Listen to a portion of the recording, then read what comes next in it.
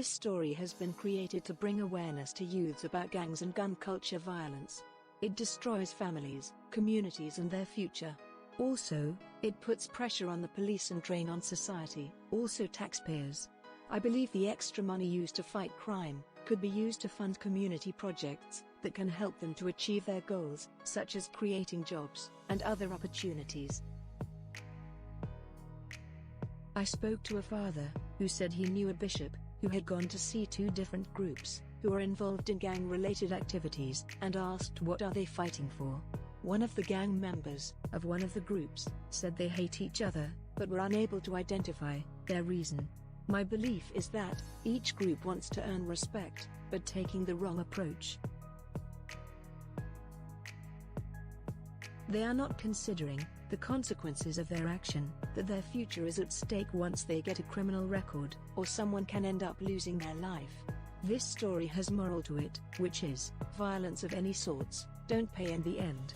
These youths need to know and understand that, to gain respect, they must work hard and do something positive, that their peers can emulate them and turn to them when they need advice, not oppression. I came to understand that good values within anyone's faith can use to curve and keep in line the individual if they take note to the principles apply. Also, parents need to be aware that when they are absent, children sometimes are up to no good. My aim is to get this play on DVD and issue it to schools for educational purposes.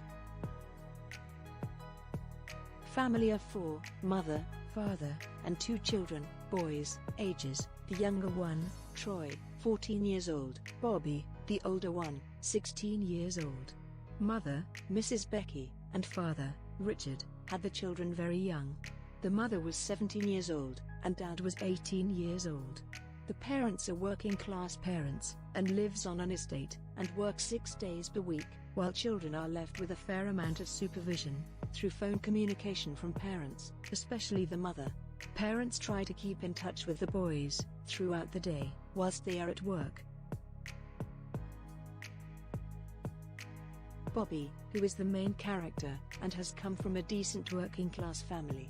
Bobby has been brought up with a classical privileged family who educate their children about the danger of gang-related activities, but he chose to ignore the values been taught and made his own decision, which is to get involved with a group of boys from his community, which led to his death.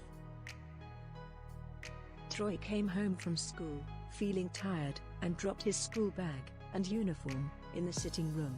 A few minutes after, he went into the kitchen and found that there was no cooked food. So, he went back to the sitting room and started watching television while waiting for his 16-year-old brother to come home. Whilst watching TV, Troy fell asleep. He was feeling exhausted from a tiresome day at school. It wasn't long before Bobby opened the door and found his smaller brother asleep on the settee in the sitting room.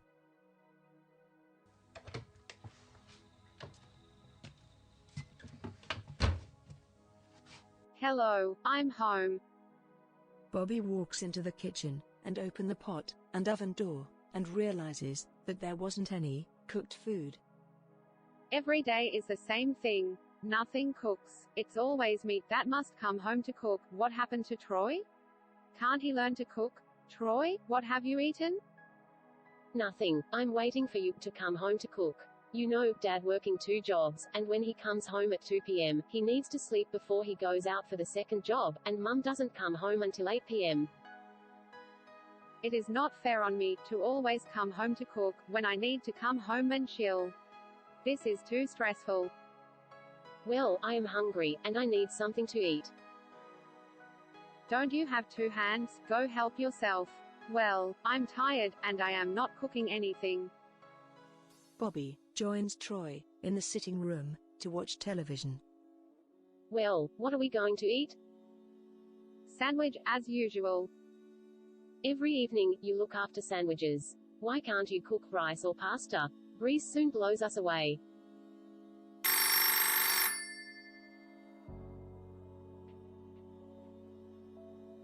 Finger calling. Who is that ringing? It is none of your business. Mind your business, Troy. Why are you talking to me like this? Don't you think I have a life too? It's always you, in my face. Troy remains quiet. Who is this? Hey babysitter Bobby, what are you saying? Can you leave your baby brother to join us tonight?